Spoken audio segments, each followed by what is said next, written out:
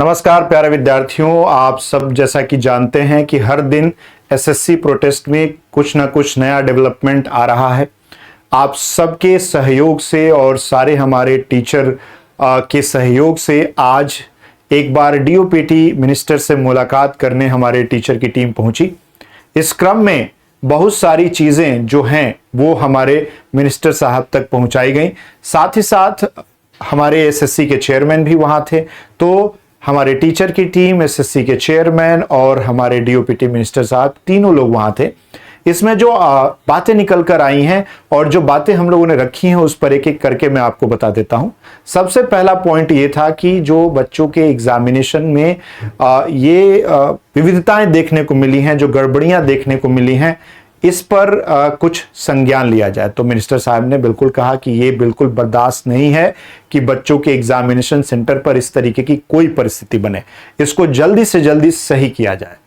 दूसरा बोला गया या बताया गया सर को कि सर जो सेंटर्स हैं वो बच्चों के काफी दूर जा रहे हैं, 1000 किलोमीटर 700 किलोमीटर की दूरी आ रही है।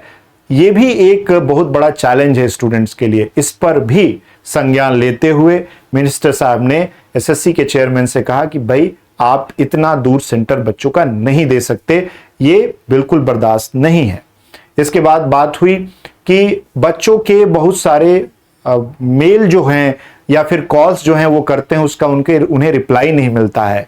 तो जो ग्रेवियंस सेल है वो इतना कारगर नहीं है, बच्चों के सवालों का जवाब नहीं मिल पाता। तो इस पर मिनिस्टर जी ने कहा है कि आप सभी एसएससी के जितने भी लोग हैं उसमें लोगों को बढ़ाइए, चाहे जो भी करिए, लेकिन बच्चों के मेल के जवाब जरूर दीजिए। एक समय निर्धारित कीजिए, उसके अंदर बच्चों के सवालों के जवाब दीजिए और इसके लिए चाहे आपको जितने भी लोग बढ़ाने पड़े बढ़ाइए।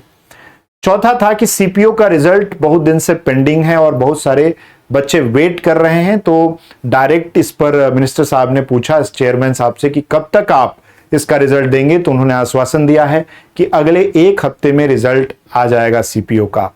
और लास्टली आप सब लोगों को पता है कि इन सभी से जो निष्कर्ष निकल कर आता है वो ये कि आने वाले समय में अगर ये बात जो आज हमारी मीटिंग में निकली है वो अगर हुई सही तो एग्जामिनेशन सुचारू रूप से होने की संभावना है।